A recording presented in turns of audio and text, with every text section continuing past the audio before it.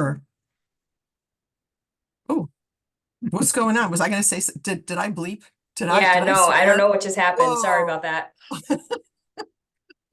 Gina. Okay, so bear with me. This is the only time that I'm sharing slides tonight.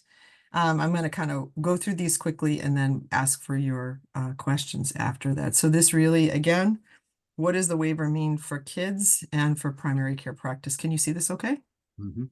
Got, all right, awesome, thanks. And I can only see some of your faces, so please don't hesitate to be like, what the heck are you talking about? Feel free to interrupt me if there's anything you're not sure about as we go through. Um, so if I can get it to advance, that would be lovely. So again, these are kind of this is what we're going to try to touch base on. What is it designed to do? Where are the wins for kids and practices, both in the waiver and the proposed New York State budget? What is really unknown is a lot at this point, but I'm going to highlight the big things that are unknown. And then where are there opportunities for advocacy and ways to stay updated? And so I want to make a disclaimer right here at the very beginning of this. I am not an expert in the waiver, but have participated in a lot of meetings and am representing Accountable Health Partners and our practices at the discussions that are happening in our region. That doesn't mean there's not room for more representation, but we feel it's really, really important to make sure that primary care practices are very well represented in this space and we understand what's going on. There are other people who know a lot about this too, are learning more about this on the call. So I will actually ask for others if they have additional information or things they want to share to feel free to do that as well. So basically what this is, these waiver amendments that happen from states to CMS, these are amendments that are approved to be able to flow funds to states that are approved for waivers. And it includes federal dollars as well as dollars from the state. It's really important to know that there have to be state dollars invested in this work. And we've been in the midst of a waiver over these past many years. This one is an amendment to that. It was just approved in the last 6 weeks. And the focus of this waiver amendment is reducing health disparities and improving health equity. So remember that as we're talking about these things, that's what it's really, really designed to do. It turns out to be $6.7 billion between federal and actually state dollars brings it higher than that. Over 3 years, implementing very soon and through March 31st of 2027. That's a lot of money. The original waiver, what was submitted almost 2 years ago, it was supposed to be 5 years. It took this long to get it through. But we still received a substantial amount of funds. And it's to be used towards, I'm distilling this down very basically, but for broad categories. Investments in what is being called health-related social needs, HRSN, which equates to social determinants of health. So think social determinants of health when you hear health-related social needs.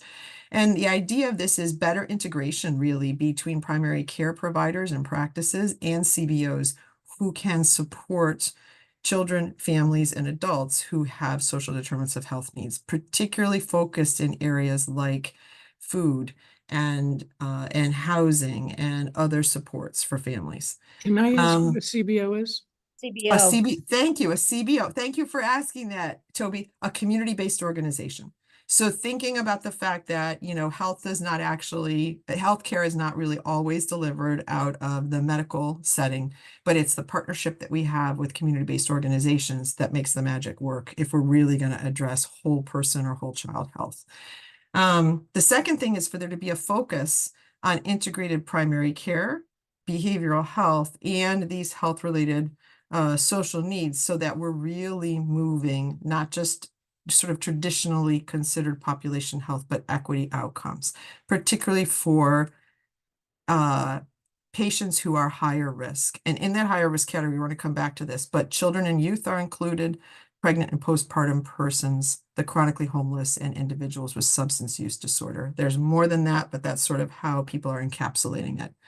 It also includes workforce investments. And I'm not going to talk about that tonight, but it is important for people to note that it does include student loan repayment as well as career pathways training. So thinking about recruiting providers in an area where there's a health provider shortage. There are more dollars being devoted to that. And then importantly, developing the workforce further. We know that our workforce has been depleted. We know that practices are struggling and health systems are struggling. And so this is designed to help bring people into the health career pathways, and not even just the traditional health ones, but community health, peer navigation, that type of thing. That's really important if you're doing culturally competent and community-centered, patient-centered care. And then the last thing is looking at sort of regionally focused approaches, including establishing new value-based payment programs that really can bring in payers, as well as population health and, into that arena, and holding some accountability there. So those are like the big strokes, like when people talk about this. Was that a question? Nope. So that's high level. This is our region. Just so you know, it is not just Monroe County. It really is the region, and many of you are representing counties within that region here. It's very much the region of the AHP network. It's not everyone in our network, but most of our providers and systems. So it's important to realize we're responsible for, urban as well as rural regions and everything kind of in between. So, like I said, this is high level, right? We could talk about this for an hour. I'm just going to hit on the 6 wins for children and their primary care providers that I think are in this waiver. And also in the proposed New York State budget. I'm going to take you back for a minute. For those of you who attended our AHP Grand Rounds, that was not the last one, but the previous one, you might remember that the Medicaid waiver had been submitted to CMS, and there was almost no mention, like really no mention of children, of mental health, or of pregnant people, or postpartum care, like zilcho. And those of you who were on that call heard my husband, Jeff, give kind of an overview of state of the health for children and families in our region, and then gave an advocacy moment. And you all were crazy good in that grand rounds, and all of you submitted comments in the 11th hour for that CMS waiver. And I just want to say, like, sometimes advocacy works, because this waiver is peppered with stuff now for children and for pregnant people and for families and for mental health. And so it's not perfect. None of these things are perfect, but it wasn't going to look like this. And I just want to, like, pat yourselves on the back. I can remember Stephanie Page. I remember you being like, don't turn off the thing. I want to be able to look and see. Like, people stayed on forever and wrote their little comments and submitted them. And there's some crazy thing, like there were like 300 comments that were posted to the waiver. Over 230 of them were specifically about the fact that maternal and child health was not represented. So I just want you to feel good about that for a minute. So this is what came of this. So the first thing, and the thing that I think is very transformative, is that there is a plan which has already been submitted to CMS to request for, it's basically an addendum to the waiver amendment, for continuous coverage for children on Medicaid ages birth through, or to 6, sorry. Once you turn 6, you're out of that loop, but continuous coverage. So think about what that means. Think about all those families who are asked to re-enroll, and 95 to 97% of them qualify, but they have to go through that rigmarole of re-enrollment, and you often have patients drop off. So the notion for this, there's a September 2024 projected start date for this. This includes not only Medicaid, managed care Medicaid, but also Child Health Plus, which is really important. And this will apply. There is definitely money in the budget. Kathleen Wania and others went to the state to ask these questions. I'm stealing your thunder, Kathleen, but I want to give you credit. And confirmed that it really is in the budget to assure that children born, as well as the children who are 1, 2, 3, and 4, are going to get enrolled. Those are in Medicaid, and in managed care Medicaid and Child Health Plus will have this benefit. We've been fighting for this, and this idea actually originated, this is the other story I will just quietly tell you, out of one of these meetings, one of the in-person meetings years ago. I think it was Tiffany Polsino who raised the idea, like, what would happen if you had continuous coverage? We were originally fighting for 0 to 3, but 0 to 6 is way better. So does that's this mean that they won't have to re-enroll every year? Exactly. Exactly, Toby. They will not have to re-enroll. Oh, It's good. kind of like pandemic. It's kind of like in the pandemic where they didn't have to re-enroll, and you'd think everybody would have been like, wow, what a good thing. But everything, when all of the when everything sort of expired at the end of the state of emergency, that went away. But now it's coming back. We are only the third state in the United States to implement this, and by far the largest. So it's cool. It's a good thing. The second thing, which is really important for your practices, is that there is a provider rate increase that is importantly linked to PCMH. Okay, so I'm going to talk about PCMH a little bit tonight. Basically, it's the assurance that the state is required to increase and or maintain Medicaid fee-for-service and managed care Medicaid payment rates at or above 80% of the Medicare provider rate. Okay, so that's where Medicaid is based on. It's based on Medicare. And you can look, and probably many of you know, the reimbursement rate has been closer to 50% in years past. Very low for kids. We technically are supposed to be at the 80% rate now. So there's an assurance it will move up by 2% to 82% over the next 3 years, but it's linked to PCMH. And that's a really important thing. If you are caring for patients on Medicaid and you're not PCMH certified, it would be highly advantageous to move in that direction now. In particular, because of the note I've got at the bottom here, the state is also pursuing what's called a state-directed payment authority, which is basically to ensure that managed care plans actually make their payments align with this. So there's a lot of other language in there, but you all know that the managed care Medicaid plans are all over the board, and this state-directed payment authority will put will actually put a little oomph into the state's ability to enforce when insurers are reimbursing below that. So it's really important. Number 2 here, it is important to note that this does not include Child Health Plus. The other piece did, but this does not include Child Health Plus. So the third thing, that I said what the waiver total was. So just about half, almost half of this waiver is focused on this notion of the health-related social needs services. We could talk about this a lot, but it's the idea of really addressing social determinants of health for patients who fall into certain categories. And 50% of the eligible populations are those we care for in peds and family medicine. It's pregnant individuals and those who are postpartum up to 12 months after delivery, children less than 6, all children less than 6, with no qualifier, or children technically children less than 18 who have one chronic condition or more. So that could be a child with asthma, that could be a child with obesity, that could be a child with a mental health concern. They fall into that bucket. And then it also includes individuals with substance use disorder, severe mental illness, IDD, and those involved in juvenile justice or in foster care. So a lot of focus on kids. I'm going to come back to, this is also an area of question. We don't quite understand what this means or how it's going to be implemented, but it's important to know that the populations that we care for are included in this space. And then we need to make sure that you all in the work that you do are very well represented and your patients are cared for in this space and connected to community-based organizations or CBOs who can help in that work. The fourth thing, by the end of 3 years, we're supposed to have new VBP, value-based payment arrangements for pediatrics. That would be a really good thing. Innovative value-based payment in pediatrics is, honest to God, what we need because fee-for-service isn't working. So we need to be very active and vocal in this space about what makes sense, and we need to be thinking together about this.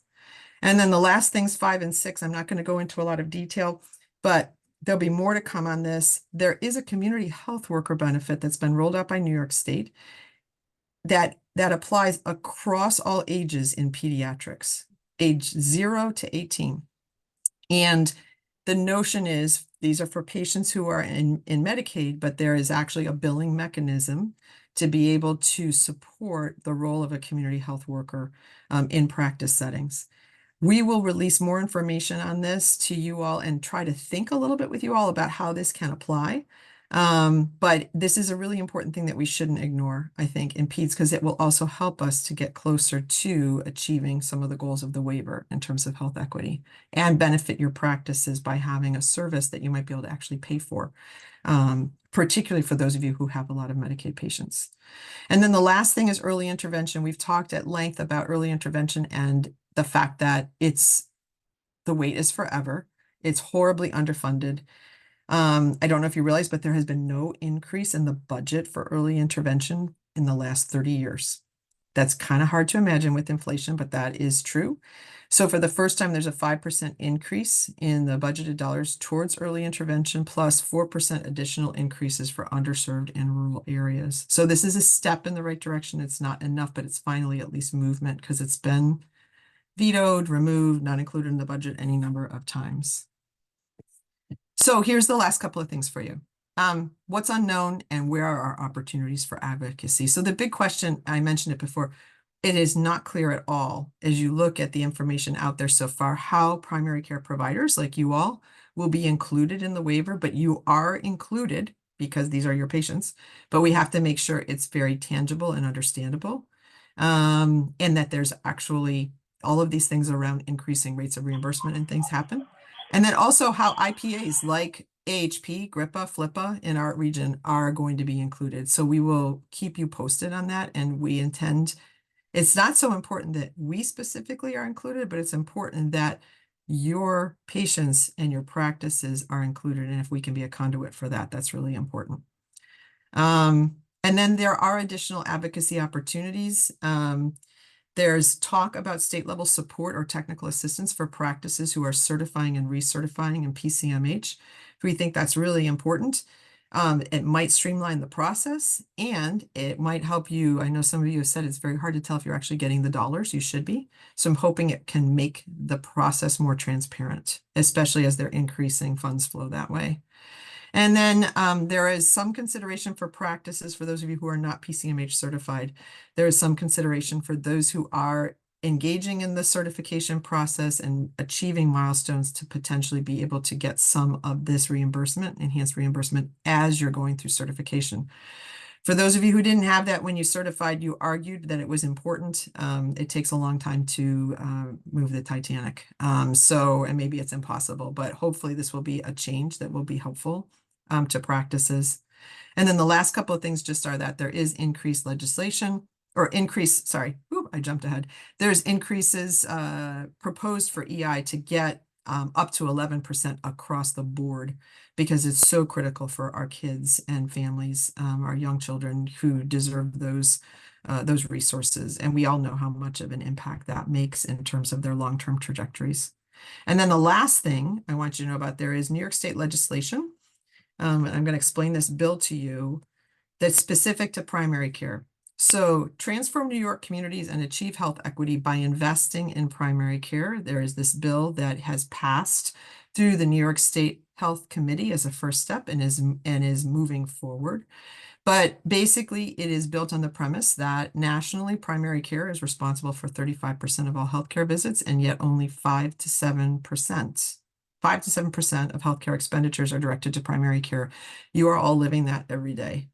And so basically this legislation would require, this investment act in primary care require that we actually measure the current level of primary care spending in the state by both private and public insurers, that we require state and agencies to make that spending information publicly available in annual reports, and that we require insurers that report less than 12.5% of their overall health spending on primary care to increase that investment by 1% each year until they reach at least 12%. And that they really are spending those funds to support primary care services directly and strengthen the primary care infrastructure. So this is just next steps for you all. If you want to be more involved in this or get more information, I've got links here that we're going to send all this out to you after the meeting. I want to highlight the fact that, in our region, the Finger Lakes region, FLIPS, Common Ground, and the Rio have been doing a lot of work in this space to try to bring us all together. And there is great concern at that level to make sure that primary care is well represented. You can go to their website. That link is here to read more. Our New York State AAP, both district and chapters, are really doing a lot in this space, I think, to make sure that we are that we're educated and that we have an opportunity to advocate. And so I know the New York State AAP Advocacy Day is happening in Albany on Tuesday, March 5th. Those of you who are AAP members can sign up for this or do the virtual option, but it's going to be very focused around these kinds of things. So it's very relevant. And then just giving you the links to child advocacy organizations in New York State, and also the Primary Care Development Corporation based in New York City, that is the one that's really doing advocacy around that, that last piece of legislation on primary care.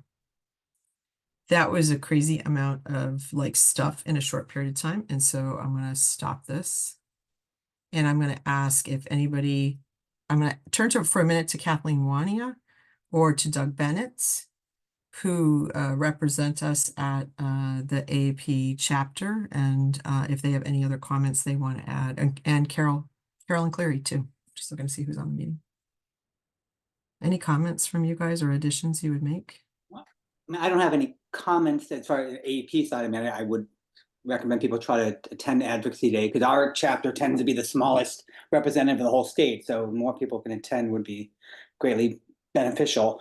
But I think comments, just, I'm sure you're aware of them, with the PCMH, we all have high costs, not only for people who are starting, because it's a big cost, but recertification. I mean, we're spending $3,000 a year for advisors to make sure it gets done quickly. That'd be something I think AHP may be able to help a little bit too. I mean, the state, we used to work with New York eHealth, you know, and they used to do it for free, but their funding got taken away from the state.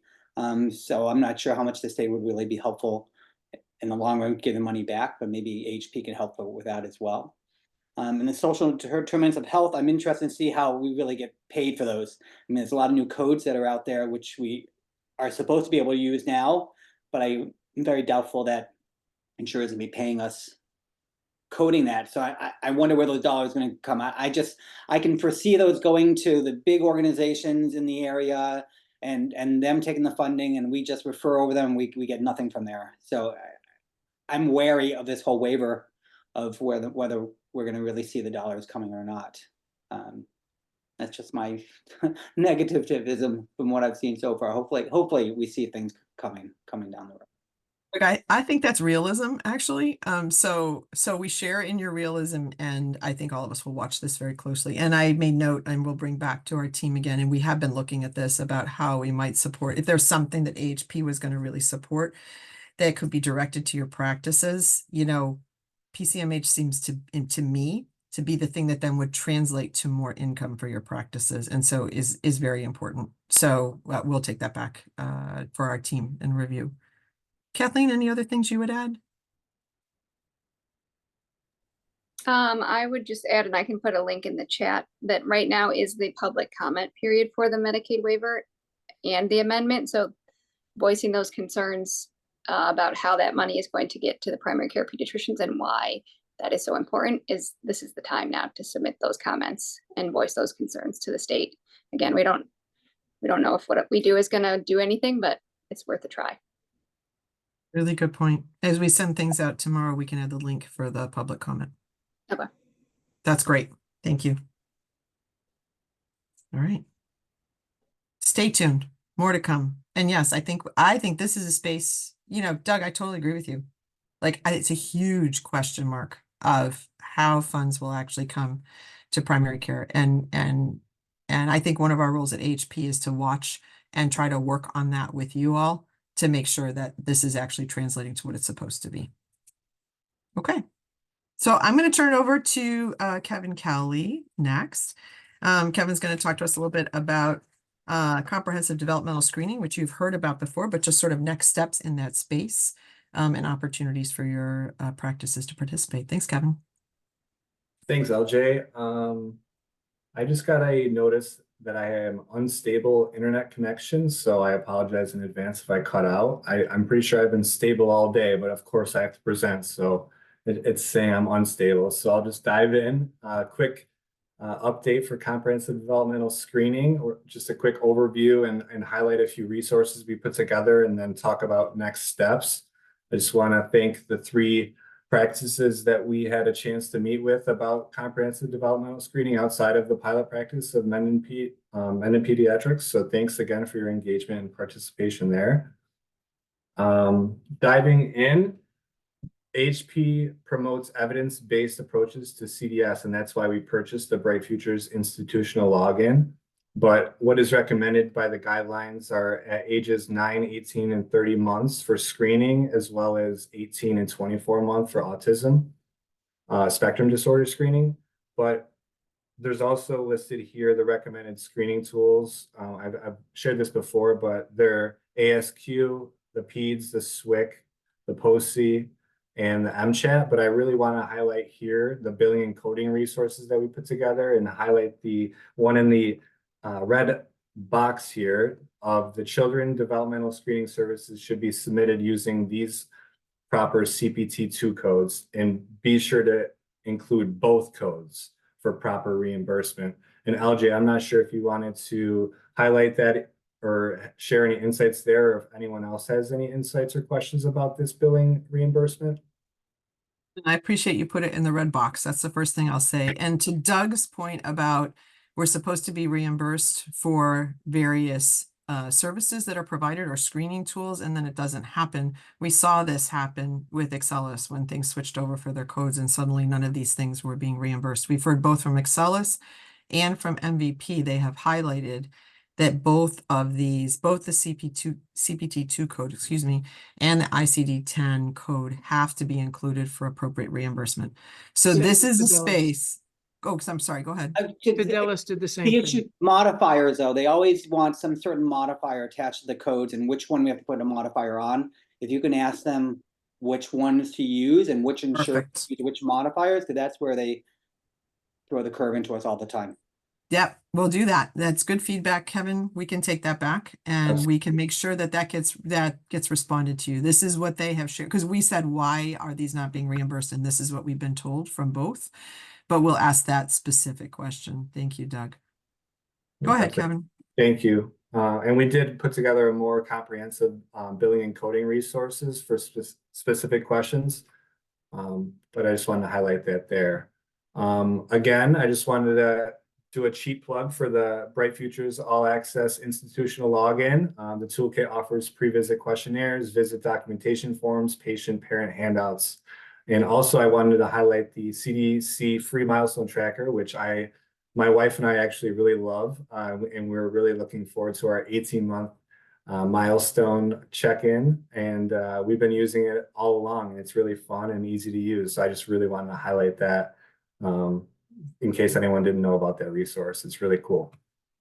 Hey, Kevin, can I just add on here for those, because there are a few people who are new to the meeting and may not be aware, but that institutional login credentials is the fact that AHP has paid for the institutional license for Bright Futures Toolkit. So any of you can reach to us and then not pay for Bright Futures and for subsequent updates and revisions.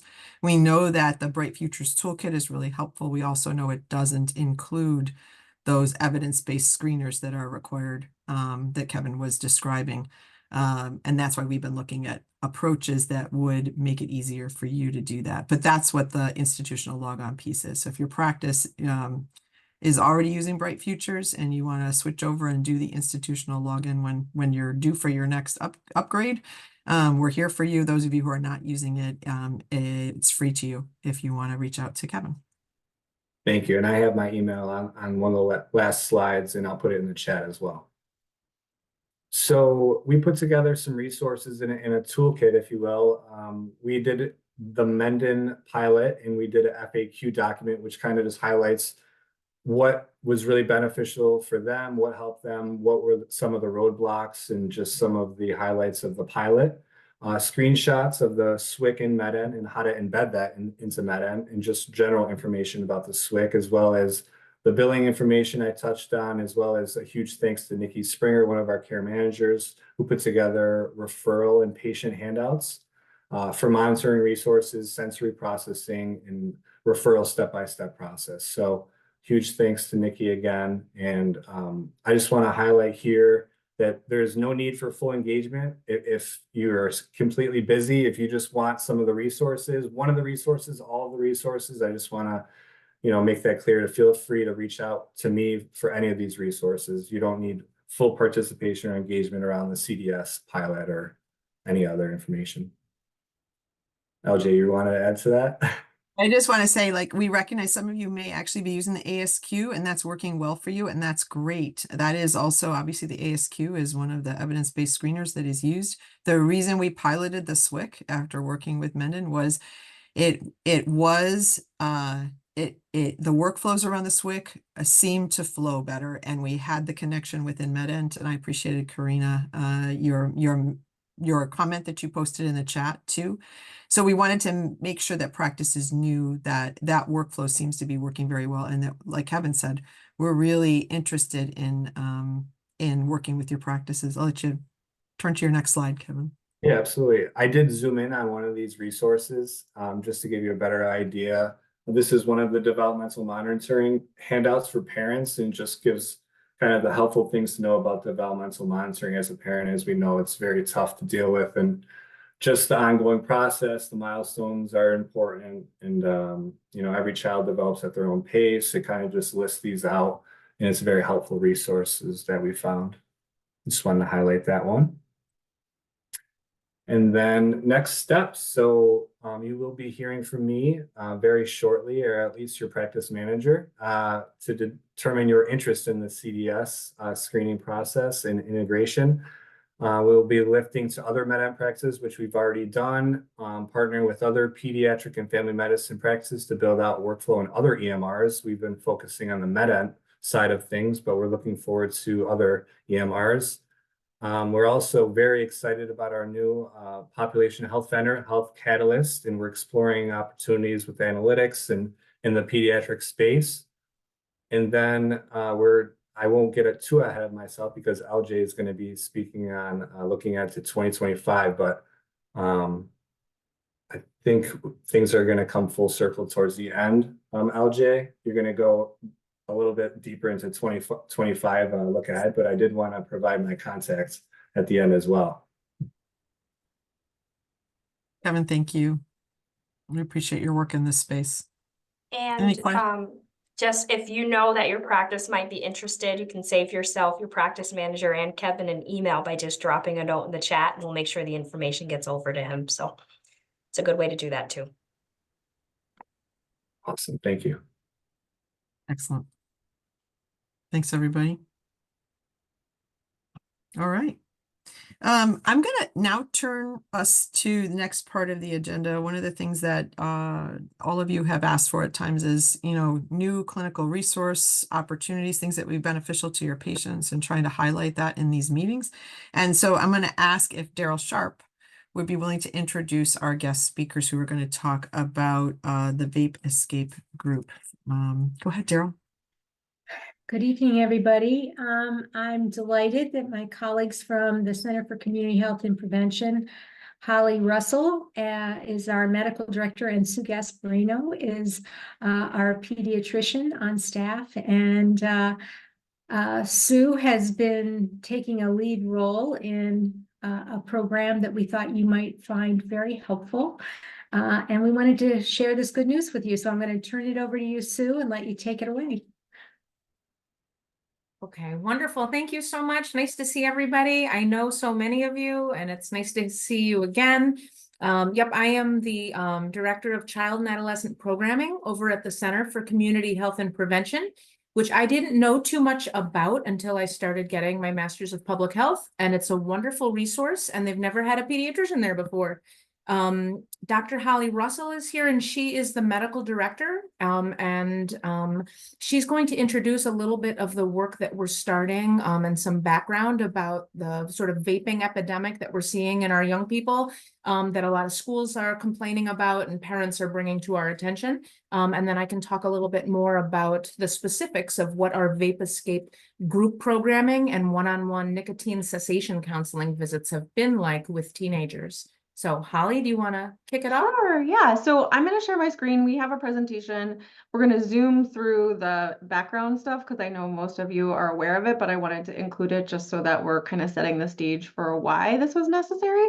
And then Sue will take over and tell you more about the actual program itself.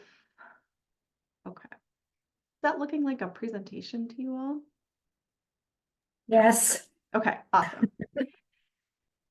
So again, I'm going to just go through this very quickly, but feel free to just shout out if you have questions and you want me to pause. So when we hear the word vaping, what does that mean? Is we're talking about the use of e-cigarettes, and electronic cigarettes are battery-powered devices that heat liquid nicotine, usually. Often it can be used for other substances, including marijuana.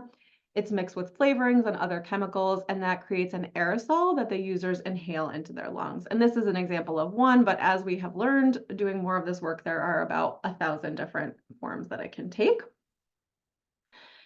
One huge misconception is that it's just harmless water vapor, and that is really truly not true. Whether or not there's nicotine, inhaling e-cigarette aerosol exposes the lungs to unsafe chemicals and in addition to super high heat.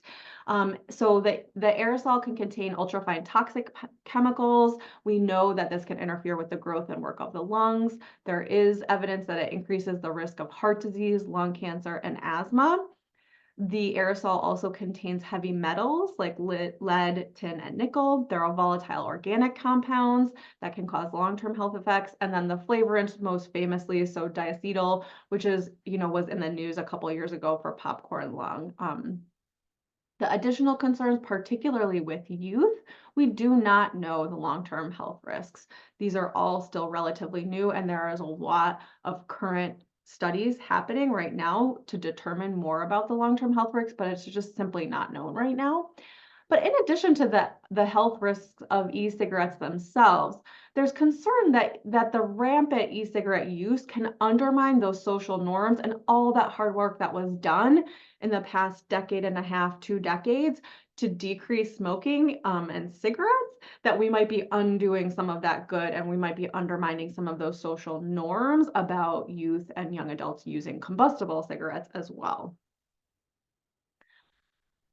Again, I know you all know this, but just to remember, nicotine is the highly addictive chemical. So nicotine itself has harm for the developing brains of adolescents and young adults. We know it can lead to lower impulse control. It can lead to mood disorders. It certainly can disrupt attention and learning among youth and young adults. And there is evidence that that use of nicotine increases the risk for future addiction to other drugs. National trends, you can see there's just been a huge 900% increase in those first few years where we saw e-cigarette use. In 2018, the Surgeon General had this advisory statement sharing these concerns, 1 in 5 high school students and 1 in 20 middle school students. In New York, we saw the rate between 2014 and 2018 increase 160%.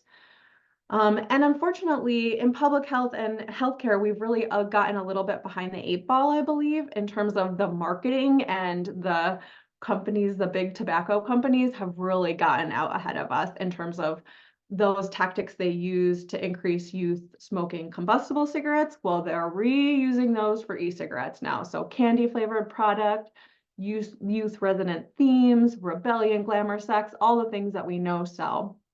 They're going back to that old agenda and circulating it back for e-cigarettes. And this is a clear New York State prevention agenda as well.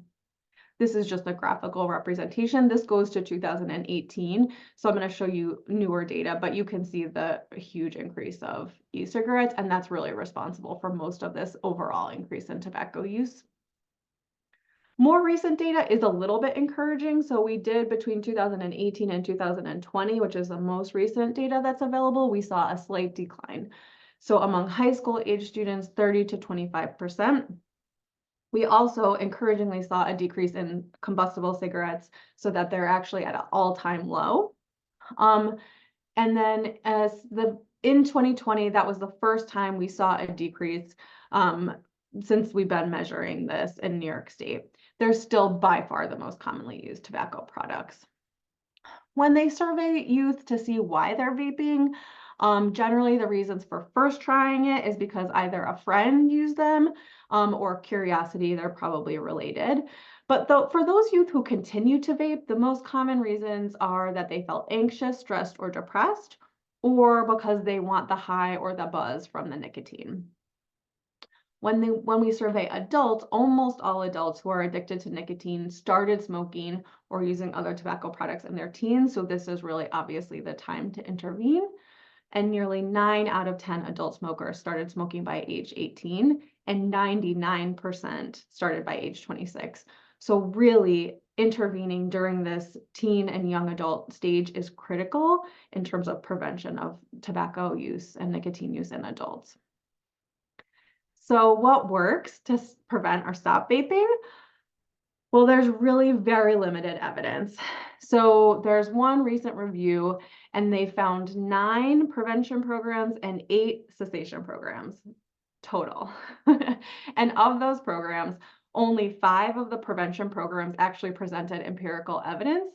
And even then, they were really collecting data on knowledge and perception and not actual e-cigarette use. And then similarly for the cessation programs, only 1 of those 8 programs they mentioned had published findings in a peer-reviewed journal. 1 had online results published from a pilot program. So it's really, really early days in terms of understanding truly an evidence-based approach to e-cigarette prevention or cessation. Locally, we're lucky we do have a fair amount of resources. And the reason this is really important, aside from the obvious, health issues, is that the youth who do use tobacco, including e-cigarettes, want to quit. And many of them are report actively trying to quit. There is a national program called Drop the Vape, and it's designed by the Truth Initiative, a program you're likely familiar with.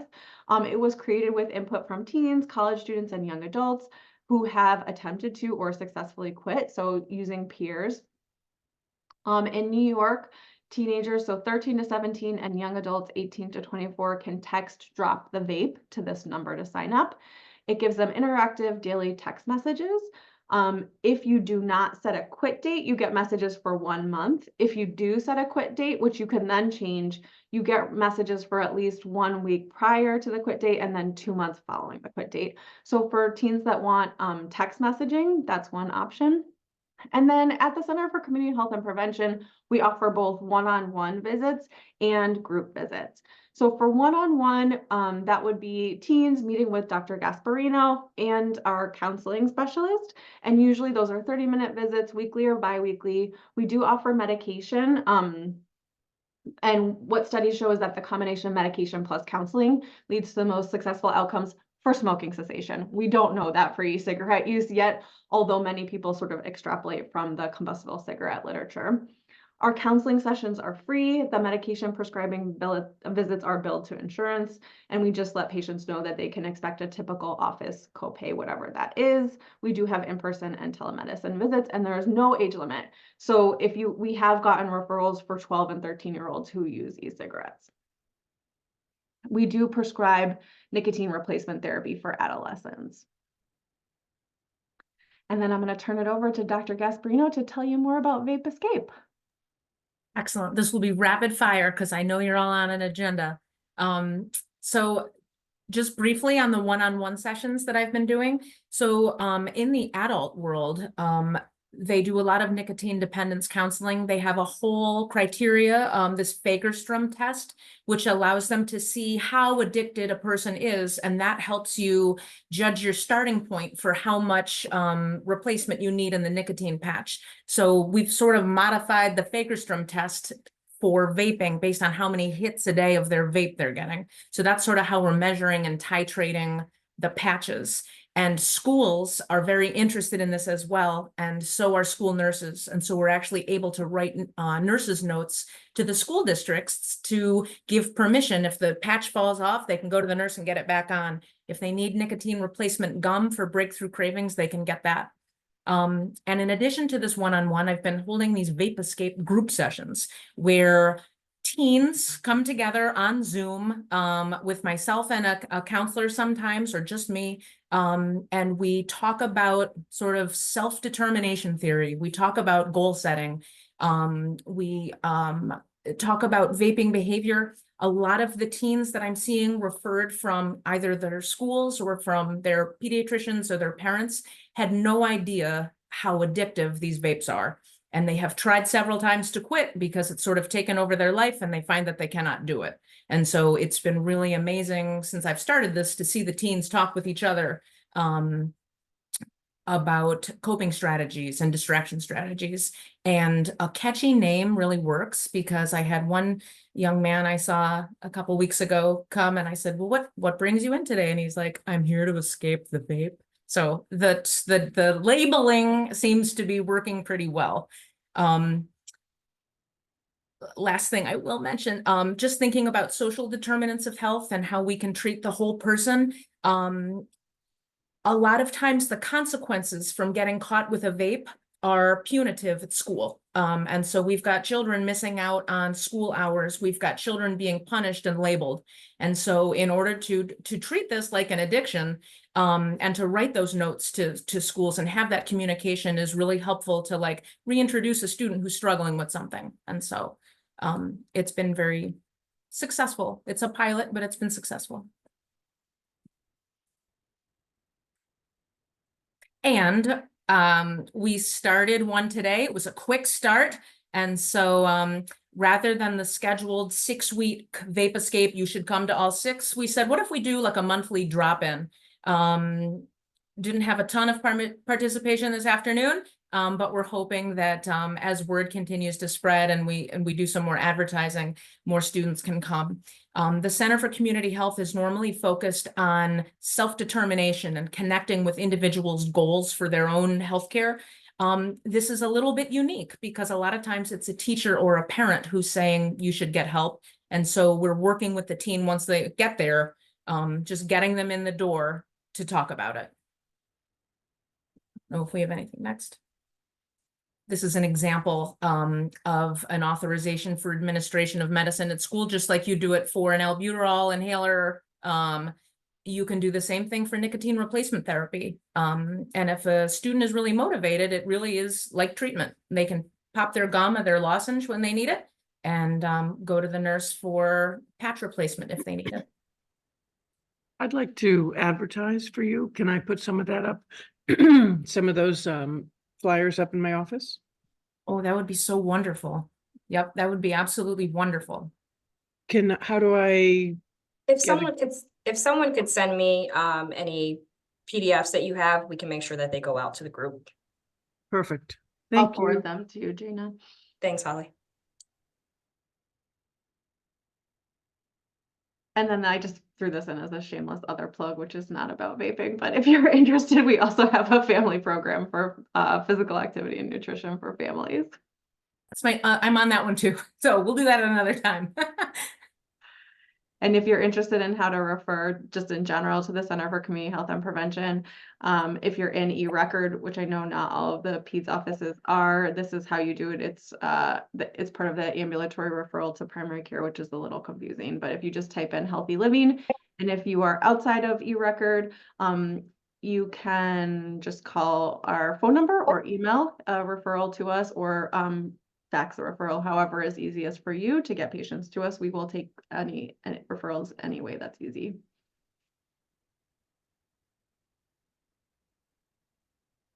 Great. I'm just going to say. Thank you so much, Holly and Sue. I have been privileged to be part of the clinical team at the Center for Community Health and Prevention along the way for a number of years, and I just really can't say enough good stuff about the care that's delivered from the center, and in particular these programs that Holly and Sue have discussed. So I mean, I love you guys, and I certainly want to support you, but you really do great work, and I want to make sure that everybody knows that. So thank you very much. Thank you so much for having us. Yeah, thank you for inviting us, and I'll send those PDFs, and feel free to email us through Daryl or anybody if you have any questions about any of it. Okay. Thank If you both can hang on for 1 second, does anybody have any questions? I patted the I do. agenda. Okay, go Sorry, for I it. do. Good. It's Karina. Are there any advocacy groups that you know about that are advocating for less punitive punishments for kids who are found with vape paraphernalia in school? I've If I had can, so many kids that are being suspended, and it's just ridiculous. so I also serve on a local board of education, which is really helpful and gives me sort of an ear to like the superintendents. And so I know that Monroe County wide, at least, they are starting to have discussions about this and trying to find alternatives. And so Okay. a lot of like the school substance abuse counselors are now trying to refer to the Center for Community Health as an alternative.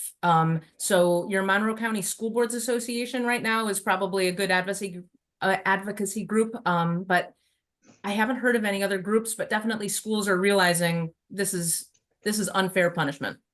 Yep. Cool. Thank you. Thank you for bringing that up. There's a couple other questions in the chat. I don't know if you are seeing these. Can you see the ones in the chat? Sue or Holly, if you want to address those. Well, a comment from Liz Walsh about kids need to have access to bathrooms. Yes. Is anyone noticing the erythema of the palate and the uvula? Holly, I don't know if you've noticed the erythema of the palate and uvula, but I mean, I do know that there have been a lot of case reports, you know, on the damage that Yeah. it causes. And kids with access to the bathroom, some of the schools are also doing vape sensors, so not smoke detectors, but they're actually able to sense vape. And so that's been sort of helpful, alerting an officer to go and just make sure that the bathroom is clear for children to go and do what they need to do in the bathroom.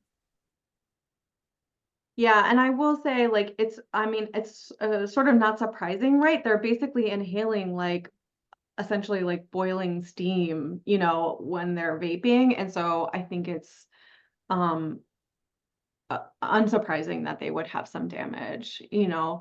And I do want to also say about so the school nurses are also on board, I think, around the you know, in the adult substance use world, we have this whole like pretrial diversion process that is actually fairly standard right now, where people go to the drug court separate from regular court and actually very actively get referred to treatment as opposed to involvement with the justice system. And I think the schools are catching on to that. I really do. They don't feel good about it either, is the sense that I get. I think they know that it doesn't make sense to treat an addiction with a punitive, you know, with a punishment that involves kids missing school. I just think they just didn't know what else to do, honestly. And so part of this group is like one potential option. We are trying to work with schools to have it be like that kids could come and we would write a letter saying they came, and that would kind of be part of the you know, what would happen instead of getting suspended or that kind of thing. But it's a work in progress for sure. But I will say all the talks that we've had with schools, the nurses, the substance abuse counselors, they're on board. They don't feel great about detentions or suspensions either. Again, I would just say thank you both. Thank you for the work that you're doing. Thank you for being willing to come and share this information with our teams. And we always put together a summary that goes out to all of the practices in network after this meeting, even for ones whose, you know, pediatrician or nurse practitioner representative could not attend. We will share this information widely. It's great. It's a great resource. Thank you. Thanks for having us. Thank you. Thank you. All right. So folks, we have technically 28 minutes left in the meeting. And really the last two agenda items are kind of like one big thing. There's no slides. It's just us talking. I wanted to put forward as a first couple of topics of conversation, just what we're looking at in 2024 that's either new or elevated for a reason or that may be different. So I wanted to talk for just a minute about asthma, about cervical cancer screening and prevention, and related to that HPV. And I don't have a big presentation for this. I really want to ask you some questions about those things. And then we want to sort of shift from there into talking about really kind of just an open discussion that also includes looking ahead to 2025. So when we get the chance to add any new quality measures, like the HEDIS measures or things like that, there's a whole process that's followed. The state puts out guidance about what the new measure set could look like. The insurers get to look at it. They get to pick what they're interested in, and a variety of things come our way to then sort of represent what would make sense. I'll be honest with you, sometimes we're hesitant to take new measures if we think it's going to actually adversely impact you. If we're not ready for them, or if they're measures that don't make any sense, we're not going to take those on. But there are a couple of opportunities that we could think about together over the next few months, sort of brainstorm, do they make sense? How can we prepare our teams to be well suited to do those, and maybe add some things in the pediatric space? And so that's what we're wondering about there. So let's start where we are right now. And it all ties into that. Asthma, you all, those of you who attended AHP Grand Rounds or who've had the opportunity to have Bob Adams, our pharmacy director at AHP, and also Paul Tremblay, who's a nurse who's an expert in pediatric asthma, come to your practices. I want to thank you for those of you who have had them come and have had some conversation about what your current practices are around asthma diagnosis, what sort of tools you're using for monitoring and also treatment. HP, in collaboration with the Gallstone Children's Hospital and Dr. Halterman's team that's been doing asthma research for such a long time in our community, and in collaboration with Shazad Mustafa and the teams over at Rochester Regional in allergy and in primary care, are really interested in lifting the beginning this year of an asthma initiative for kids as well as for adults. I'm going to talk about the kids piece in here and then why it's important to think about adults too. The evidence-based guidelines that are there really, really strongly promote smart therapy for older kids. It's not for our youngest kids. They really strongly recommend adherence to the guidelines that would end up establishing diagnosis earlier in younger kids and getting them to preventive treatment earlier, which in a younger child's instance would not be smart therapy, obviously, but would still be inclusion of systemic steroids, or excuse me, woo, that went backwards. Inhaled steroids, thank you. No systemic steroids. Let's just put an X up there when we don't have to. And yet we're not there as a community. And most communities are not there. A lot of the guidance came out during the pandemic, which also sort of there was a lot of other focus during that time, right? And it's confusing. And if your whole community is doing different things, if your specialists are doing one thing, if your ED is doing another, if your primary care is doing another, and if you're, whatever, you name it, the hospital team is doing a different one, and peds, pulmonary, and allergy are not aligned, it's a disaster for families and for all of us trying to have some alignment. So this is a big sweeping plan. So it's not going to roll out in a year. But the idea is for us to all come together around the evidence-based guidelines to have, actually really aligned processes so that a child who's treated in your practice and then has to come to the emergency department is hearing the same messages. And maybe they're seen by pulmonary or by allergy, they're hearing the same message. Maybe they're seen at school by their school nurse and they're hearing the same piece over and over again. And so the rollout of this is going to come to you all. The next phase will be brought to you all in our next PCP advisory group meeting to talk with you about primary care engagement. There are lots of barriers to doing this well, and we're trying to address the barriers before we really roll out something big. And one of the barriers to smart therapy is making sure the insurers actually cover. Yes, Kathleen, you're anticipating what I'm going to say. Yes, Excelis does cover the generic Symbicort for smart therapy, but we have seen problems that some of you have identified. That's why we've been doing this little tour, like a practice tour, because you guys actually see what happens for people who are not on Medicaid and they're on a commercial product. It may get put out to their deductible. or there may be some big copay, right? So we're trying really hard to work on that, all of those barrier pieces now from our end. So when this rolls out, you actually can apply. It doesn't matter what insurance somebody has, you are doing the appropriate level of care for every child. So your feedback in this space has been really, really important because it's highlighted for us where there are gaps that we might not have recognized. And there are discrepancies right now in terms of how kids are cared for in pulmonary versus allergy, in terms of one system versus another. But there's such great, like, there's such enthusiasm and excitement to align. Right now, I can't even tell you, like Shazad Mustafa has become my favorite texter right now because he's like, let's do this for the community. You all know Shazad, right? Like, he's like, it's time. We could change trajectories for kids. And it's such an important health issue and it's such an important equity issue. I mean, we'll talk more, we'll bring this data to you all, but when you look at the map of where severe asthma is for our kids, it's probably no surprise to you. But it's, it's our kids who are in the inner city. It's our kids who have pockets near the lake. There's some pockets in the southern tier. It's really incredible. Not that there is not asthma everywhere, but this is something that we could really do really well in our community. So what I'm asking tonight is just, I want you to give you the heads up, it's coming. And there is alignment to do it, everybody together. So I'm meeting with GRIPA next week, but already RRH is on board. And so, but making sure that we are really aligning with everyone is key.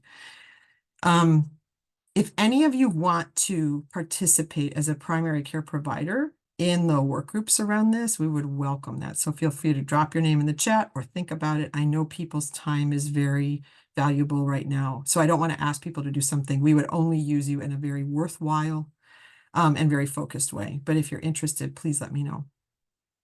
And I think the other thing is the other barriers that you see, where are the other areas of concern? So I'm looking in the chat really quick and seeing, yes, it's the commercial plans. And we are looking at that, not just with Excelis, but with the other insurers too. But if there's other things, and you don't have to share them tonight, but other things that you think about that could be really important, we'd love to get sort of a common language for families too, so they're hearing the same thing, because it really is confusing if you're hearing something different across the board. So looking at spaces where we can do that, kind of like we did in the pandemic, to be honest with you. Common language helped people a lot when they were listening to something new. And the last thing I'm going to say about asthma is we have to do this across the age spectrum, because if you're telling a family that their child doesn't need an albuterol inhaler anymore, and smart therapy is the way to go, but mom or grandpa or you name it, the other person in the house is using their albuterol inhaler and that's what they think is what saves them, it's not going to work. And so we're really looking at doing this across the whole age spectrum. Probably one of the bigger population health initiatives we've been ready to tackle, but we feel like with all of you and with the support of the Children's Hospital and the specialty teams and great work from our data team. We have, I see Christy on here right now, and Katie Konecki is one of our data analysts who's been really working hard to pull great data. Sarah Dixon Lane, who's here, is going to help us from a program management standpoint. And Bob Adams is just awesome. He can't be here with us tonight, but boy, Bob is a huge champion. Basically said he drank the Kool-Aid on this about a year ago after he listened to Paul Tremblay talk, but is like willing to do the actual work. Like we really want to do evidence-based care and have you be supported in that. And that means we have to engage with the insurers so they support it. So that's the piece I wanted you to know about asthma. Happy to entertain any questions or concerns you might have in that space.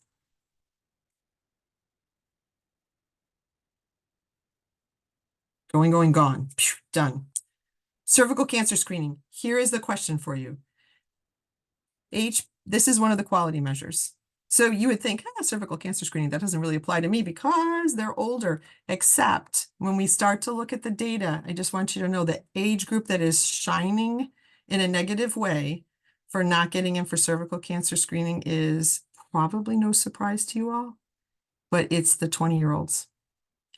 And so the rates of cervical cancer screening that we're seeing right now among 20-year-olds is 50%.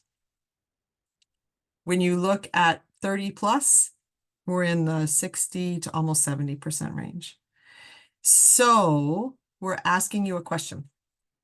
what would help you all with successful referral, because it's not all in your camp, but like thinking about what could pediatricians and family physicians do in this space, what would help you to successfully refer patients for their initial OB/GYN visit where they would get that cervical cancer screening. And the measure is looking at 24-year-olds with a 3-year look back. So technically it's 21, but they're not measuring them at 21, just so you know. Like it's really like looking at 24, but they will count a cervical cancer screen that happens going 3 years back. Has it been easy? Has it been difficult? Have appropriate GYN people to refer to, Toby? LJ, I'm They just going to don't. reflect the comment that I also thought that we weren't supposed to start pap smears until 21. That's So right. why are we That's what I'm talking saying. about 20-year-olds. It's 24. Okay, so I should have said 21. Forgive me. Okay. I'm thinking 20 somethings. Unless they've 21. had more than 2 sexual partners.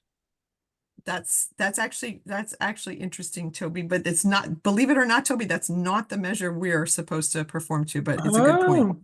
Okay. Yeah, but it's 21.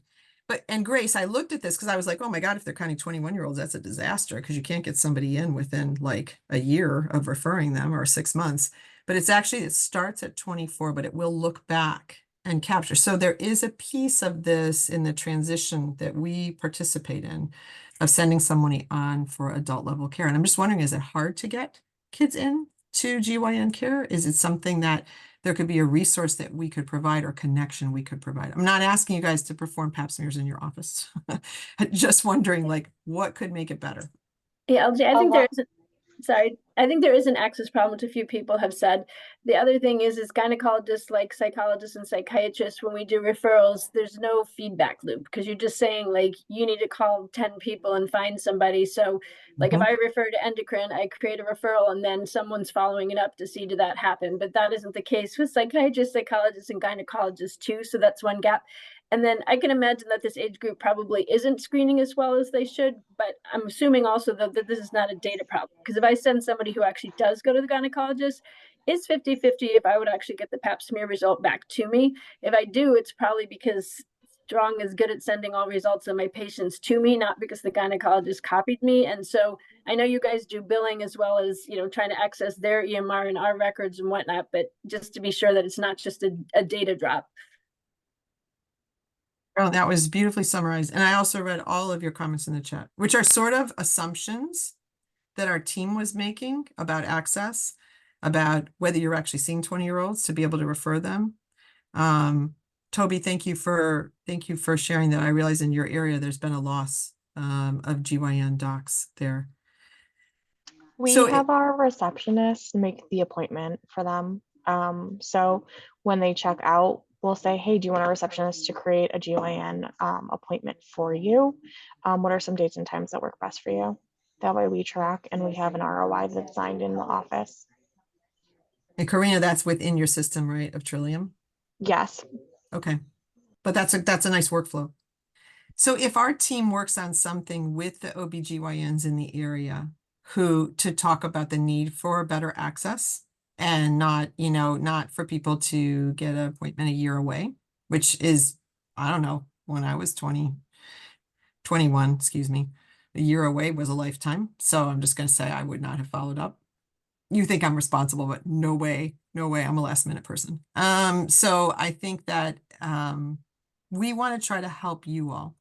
So if we start to develop something in this, can we kind of bring it back for feedback? Can we share with you all? And, we don't want to develop something that's like, oh yeah, thanks, put that on the shelf. But if there is a way to enhance this process to make it better for young people who need to have this service, we'd like to help. This is not the only approach we're taking, but it's the only approach I'm asking for your feedback on, because I don't think it's technically a pediatric issue, except it's that handoff.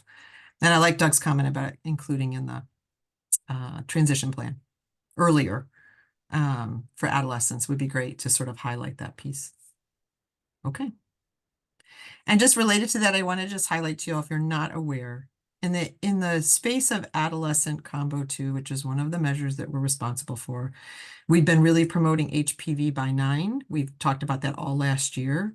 And I'm going to drop into the chat in a minute after I stop talking, just that the information about HPV by 9, so you have it for your practices again. But we're struggling. We're doing okay in the commercial space, but if we actually looked at Medicaid rates, in the commercial space, we're probably hitting about 51% of our adolescents are completing the full adolescent combo 2 vaccine series, and it's the HPV that drags us down. I mean, I think we all realize that over time. In the Medicaid space, we're only at 43, almost 44%.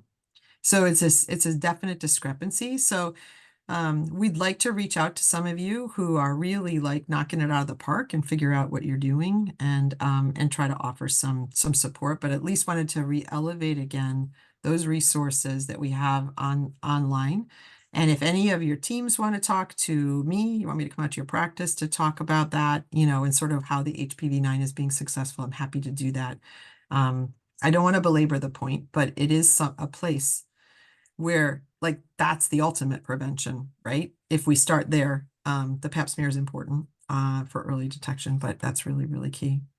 So I'm looking at the chat just to make sure.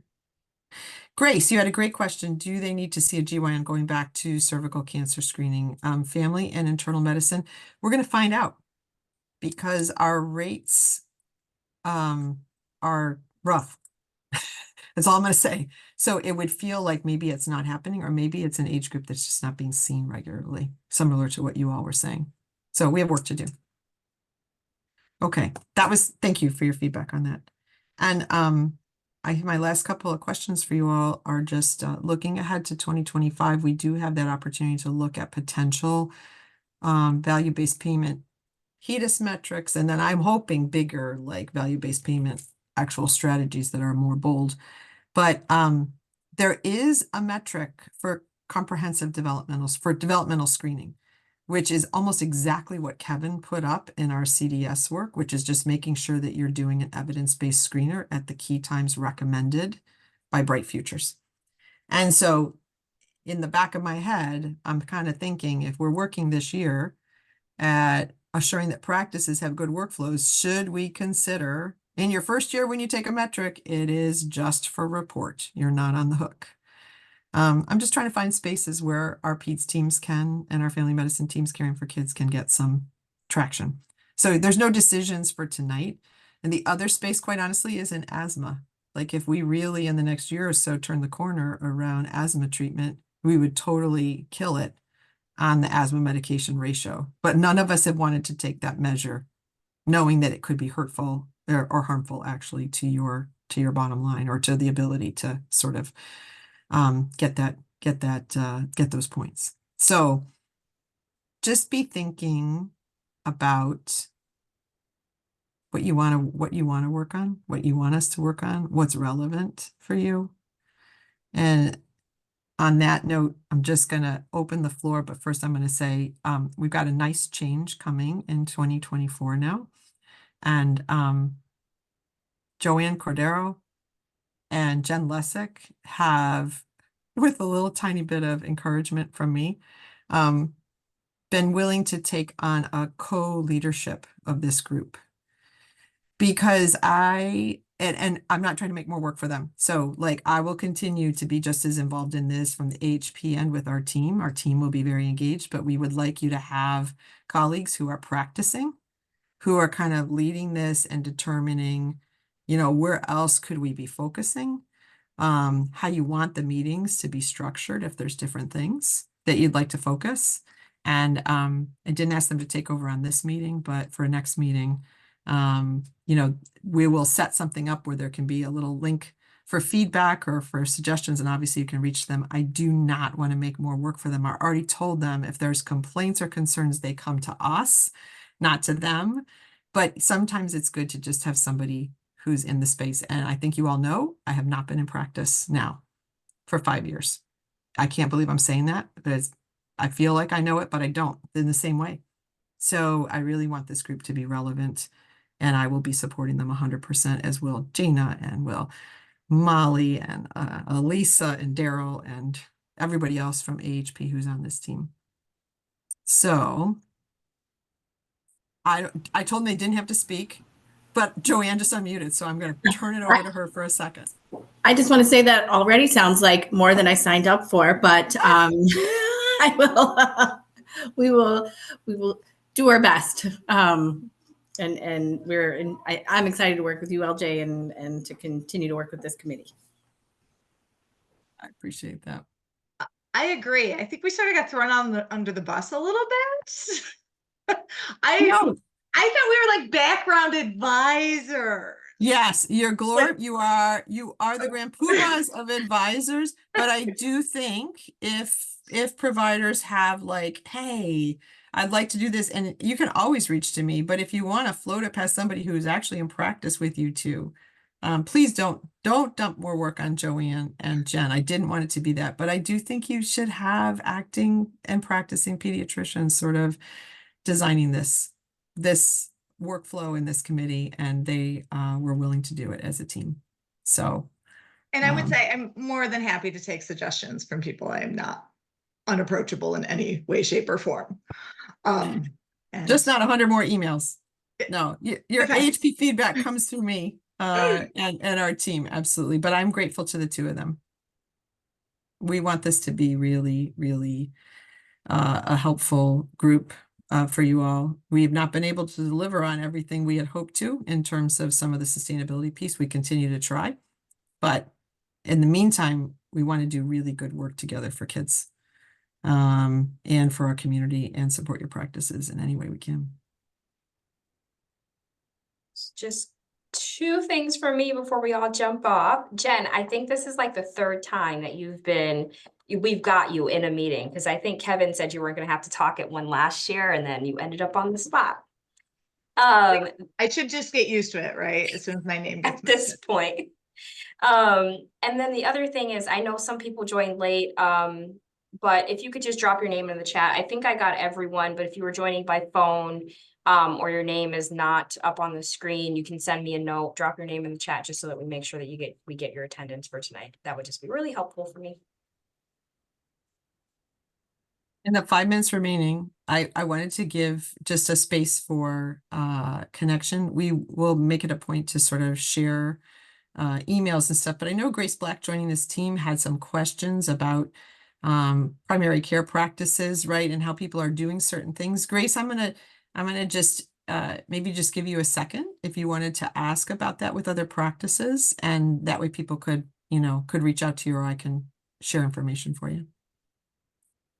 Sure. Thank you for the space. So we are trying to improve our efficiency and access, which I'm sure all of you struggle with not having enough visits for your patients as well. And one thing that I'm trying to find out that I really honestly can't find the answer to is, I know scheduled visit lengths, but does anyone keep track of how long patients are actually in the office? So like from check-in to check-out time, as opposed to this is a 20-minute spot that you're scheduled for, because we're trying to shorten. So somebody said yes. So if you don't mind sharing that information with me, I would absolutely love to have it. So that we can bring our, like university times, which I'm assuming are longer, more in line with what the rest of the community is. Sure. Thank you. Yeah, we use eClinicalWorks, and I make sure that the staff, the one staff member I have actually checks them in accurately and then checks them out accurately, and we record that time. And I actually use that to document my coding to bolster proof that, truly 45 minutes was spent face-to-face, et cetera, et cetera. But yeah. So Kathleen said data or how we measure. I would love both, because, we struggle also with people not checking out, which really messes up the data that we do have. We have a lot of patients leave without checking out, and we don't have a great way to capture that time right now, unfortunately. Yeah, and I'm not on Meta either. I guess that's one of the benefits of having a small office. Yeah. They can't leave without us seeing. Good point, Especially Libby. if we know they owe us money. Oh. I think that I think what's highlighted in the chat is, that Medent can track that time. I'm not sure what Epic's abilities are in that space, Grace. But if We are working on trying to make it more accurate on tying different site locations to to get a better timestamp. Thank you. I'm going to put my Any- email in the chat too, maybe, and I don't know if we can see if anybody. That's great, Grace. I was just going to suggest that. That would be And just let perfect. me know what you need from me and I can show you how it's set up in the EMR. It's basically in the front office module piece. So I can show you how that happened and maybe you can reproduce that with Medent. I don't know. Yeah. Another thing I would love to know is what's the ratio of nursing and tech to provider? I know not everybody has techs, but we have a lot of patient care techs, and how many I don't need nurses to answer, do I? I just saw Corey's hand movement there. I think a lot of people are working it's a lot of folks don't have a lot of support right now in terms of tech, certainly. And nursing has been very complicated for many practices, I know. But if anybody has Grace's yeah, good point. Thanks, Carolyn, about the AAP SOPM website. I think, Grace, you had looked into that maybe a little bit too, but that's another good resource in terms of I didn't know standards that. elsewhere. So thank you. I think one of the Yeah, things thank that you. happens in these groups is that there's really good information that gets shared collegially to help us all take better care of kids. Our next meeting, so you all know, is in person. One of the feedbacks that we got from all of you was we want in person. So we will be, the next meeting is that, it's on the agenda that way, it's April 17th. I am very worried about this time frame for in-person. This feels way too late for people to be coming out from their homes and coming in. So we're proposing a 6 to 7:30 time, and we will have some food available for you all. Can you just give me a thumbs up or down or something to acknowledge that? I just feel like it's crazy. Okay.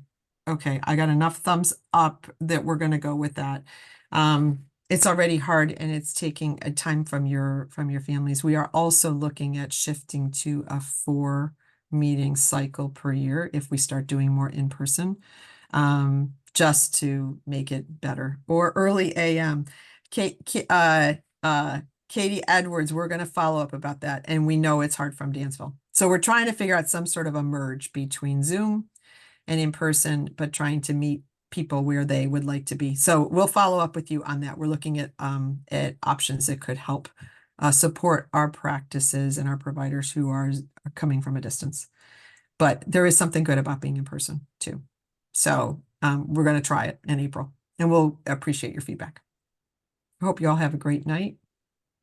Thank you. Don't hesitate to reach out, and take care, everybody. Be safe, everyone. Thanks, Toby. Thanks, folks.